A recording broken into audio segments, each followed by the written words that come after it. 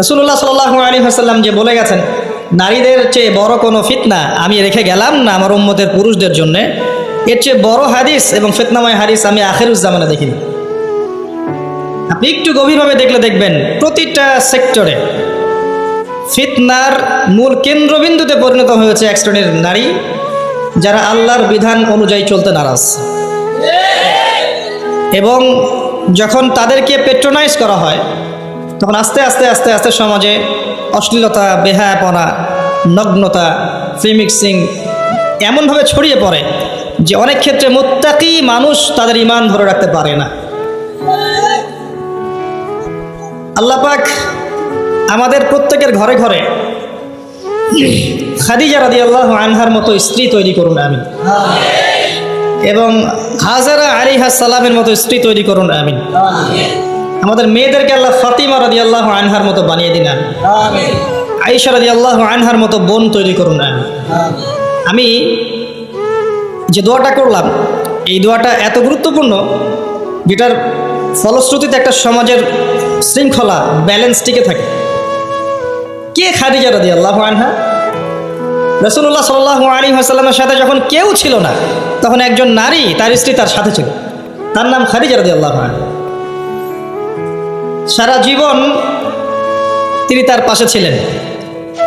এবং ওই যে গারে হেরায় যখন নবী সাল্লাল্লাহু আলাইহি ওয়াসাল্লাম আল্লাহকে ডাকতেন, গারে হেরা যারা দেখে এসেছেন, হজ করেছেন, একবার উমরা করেছেন বা গিয়েছেন ওখানে, তারা জানেন যে এটা কত উঁচু।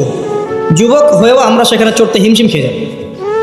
খাদিজা রাদিয়াল্লাহু আনহা সেখানে খাবার পৌঁছে দিতেন, পানি পৌঁছে দিতেন।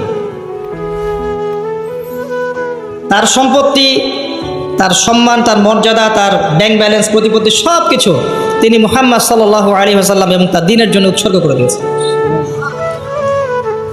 খুব কম মানুষকে জিবরাইল আলাইহিস সালাম সালাম জানিয়েছেন, তার মধ্যে একজন হচ্ছেন খাদিজা রাদিয়াল্লাহু আনহা। নবী করিম সাল্লাল্লাহু আলাইহি ওয়াসাল্লামকে তিনি বলছেন, ইয়া রাসূলুল্লাহ, ওই যে খাদিজা আসছেন, তিনি যখন আসবেন তখন তাকে আমার পক্ষ থেকে সালাম জানাবেন এবং তাকে বলবেন, আল্লাহ আপনার জন্য জান্নাতে এমন একটা ঘর নির্মাণ করেছেন যে ঘরের মধ্যে কোনো কোলাহল নাই, কোনো চিল্লাচিল্লি হইচই কিছু নেই, সুকুন এবং শান্তি। তো কোথায় সেই যুগ, যে যুগে প্রত্যেক ঘরে ঘরে খাদিজা রাদিয়াল্লাহু আনহা থাকতেন? কে হাজেরা আলাইহিস সালাম? ইব্রাহিম আলাইহিস সালাম তার দুই স্ত্রী সারাহ এবং হাজরা। হাজরা আলাইহিস সালাম এবং ইসমাইল আলাইহিস সালামকে তিনি রেখে যাচ্ছেন আল্লাহর আদেশে জনমানব শূন্য একটা জায়গায়, এবং তাদের সাথে আছে কিছু খাবার এবং কিছু পানি। রেখে তিনি চলে যাচ্ছেন সেখান থেকে। আর হাজরা আলাইহিস সালাম বলছেন যে, ইয়া ইব্রাহিম আইনা তাযহাবুন, ইব্রাহিম আপনি কোথায় যাচ্ছেন? ইব্রাহিম আপনি কোথায় যাচ্ছেন? ইব্রাহিম আলাইহিস সালাম নিশ্চুপ, কোনো কথা বলতে পারছেন না, কষ্টে বুকটা ছিঁড়ে যাচ্ছে। ছোট্ট একটা বাচ্চা এবং স্ত্রীকে রেখে যাচ্ছেন জনমানব শূন্য জায়গায়। তখন হাজরা আলাইহিস সালাম বলছেন, আপনি কি আমাদেরকে আল্লাহর আদেশে ছেড়ে যাচ্ছেন ইব্রাহিম? আপনি কি আমাদেরকে আল্লাহর আদেশে এখানে ছেড়ে যাচ্ছেন ইব্রাহিম?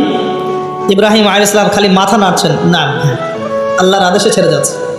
তখন হাজরা আলাইহিস সালাম বলছেন, তাহলে আল্লাহ আমাদেরকে কখনো অপদস্থ করবেন না ইনশাআল্লাহ।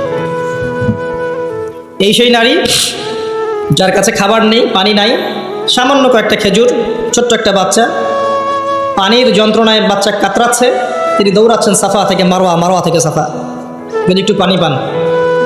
আল্লাহর কাছে এই দৌড়ানোটা এত ভালো লেগেছে, আল্লাহ পাক কিয়ামত পর্যন্ত এটা রেখে দিয়েছেন। সুবহানাল্লাহ। আপনি হজ করতে যাবেন, এই কাজটা না করলে আপনার হজ হবে? এটা কার স্মৃতি? এটা সেই হাজরা আলাইহিস সালামের স্মৃতি। এই যে তাওয়াক্কুলকারিণী নারী, আল্লাহর প্রতি ভরসাকারিণী, সবরকারিণী নারী, তার গর্ভ থেকে এমন সন্তান এসেছে যেই সন্তানকে বাবা বলছে, ইয়া বুনাই, হে আমার সন্তান, ইন্নী আরা ফিল মানামি আন্নী আযবাহুক, আমি স্বপ্নে দেখেছি আমি তোমাকে জবাই করছি, ফানজুর মাযা তারা, তোমার কি রায় আমাকে বলো। আর ওই বাচ্চা বলছে, যার বয়স মেবি 10 বা 12 বা 15 হাইয়েস্ট, যে বয়সের আমাদের প্রজন্মের বাচ্চা কাচ্চারা কিশোর অপরাধ করে আর টিকটক চালায় আর স্মোক করে আর ড্রাগস নেয় আর মেয়ের পিছনে টাঙ্কি মারে, এই বয়সের বাচ্চা।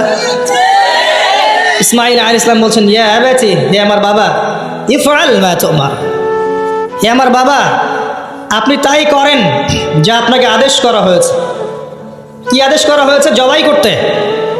আপনি তাই করেন যা আপনাকে আদেশ করা হয়েছে। সাতাজিদুনি ইনশাআল্লাহু মিনাস সাবিরিন, ইনশাআল্লাহ বাবা আপনি আমাকে সবরকারী পাবেন। এই জেনারেশনের একটা ছেলেকে দেখাতে পারবেন যে এরকম করে কথা বলতে পারবে? একটা ছেলে? এরা তো জানেই না জীবনের উদ্দেশ্য কি, জীবনটা কি সেটাই জানে। What is life, the definition of life, the definition of success জানে না। ছোটবেলায় একটা বইয়ের বোঝা কাঁধে চাপিয়ে দেওয়া হয়েছে, ব্যাগের মধ্যে 10টা বই, এটা নিয়ে গিয়েছে প্রথমে প্লে, তারপর নার্সারি, তারপর 1 2 3 4 5 6 7 8 9 10 পড়েছে। পরীক্ষা A+ পেতে হবে, গোল্ডেন পাওয়ার জন্য যা ইচ্ছা তাই করেছে। তারপরে আপনার HSC করেছে, অনার্স মাস্টার্স করেছে, মাশাআল্লাহ।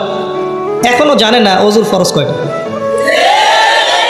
এখনও জানে না যে কোরআন কি জিনিস, কোরআনের মধ্যে আল্লাহ কি বলেছেন, হাদিস প্রফেটিক লাইফস্টাইল কি, হাদিস কি, নবী সাল্লাল্লাহু আলাইহি ওয়াসাল্লামের জীবনী আবার কি জিনিস, তার স্ত্রীদের নাম, কত সালে বদরের যুদ্ধ, কত সালে উহুদ, কীভাবে তিনি দিন প্রতিষ্ঠা করেছেন, সাহাবায়ে কেরামের জীবনী, ইসলামী খেলাফত, ইসলামের ইতিহাস, টোটালি ইন ইগনোরেন্স, পুরো অজ্ঞতার মধ্যে আছে এগুলো থেকে। এরপরেও তাদের পিতামাতার অ্যাটিটিউড দেখলে মনে হয় যে এগুলো সোনার ছেলে, সব ছেলে। এবং মেয়েদের দিকে তাকান, ওই বয়সেরই সারাদিন মেকআপ বক্স, নতুন কি জামা আসছে, নতুন কোন ফ্যাশন আসছে, কোন ড্রেসটা পরে মার্কেটে গেলে মানুষ আমাকে দেখবে বেশি,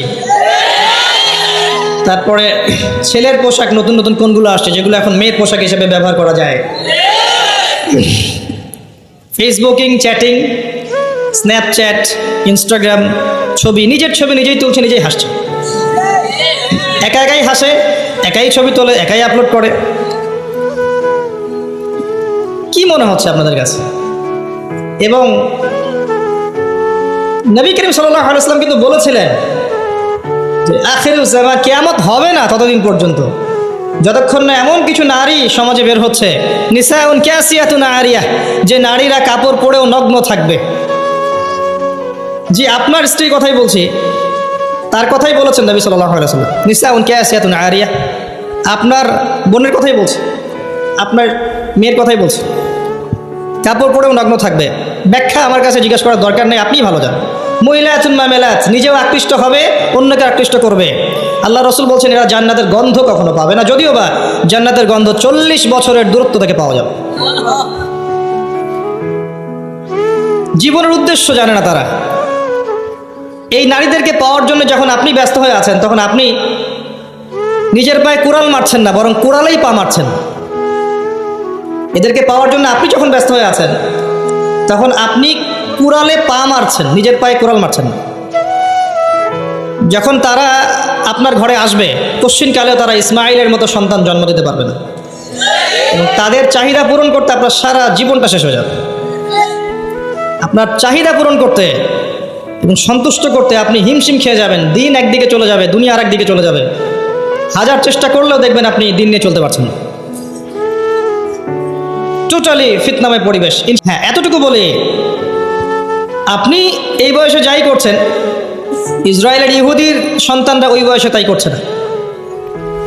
জি, তারা আপনার আমার মতো কাজ করছে না। ওরা জানে ওদের উদ্দেশ্য কি, ওরা আমাদেরকে আমাদের উদ্দেশ্য থেকে সরিয়ে দিয়েছে, ওরা জানে ওদের উদ্দেশ্য কি। ওরা চায় বিশ্ব শাসন করতে, এবং তারা সেটা করে দেখাচ্ছে। আর আমরা তো জানি না যে আমরা একটা সিংহের জাতি, বীরের জাতি, সারা বিশ্ব আমরা দাপিয়ে বেরিয়েছি এক সময়, শতাব্দীর পর শতাব্দী। এটা আমাদের যুব সমাজ জানেই না। মনে করিয়ে দেওয়া লাগে খালিদ বিন ওয়ালিদ একজন বীর ছিলেন, উমর ইবনুল খাত্তাব একজন বীর ছিলেন, এগুলো তাদেরকে বোঝানো লাগে, বলে দেওয়া লাগে। আপনি রাস্তায় হাঁটেন এবং এই নর্মাল সোসাইটির ছেলেদেরকে মাইক নিয়ে নিয়ে জিজ্ঞাসা করেন যে উমর রাদিয়াল্লাহু আনহু কত বছর বয়সে ইসলাম কবুল করেছে তুমি জানো? বলবে যে উমর রাদিয়াল্লাহু আনহু কে।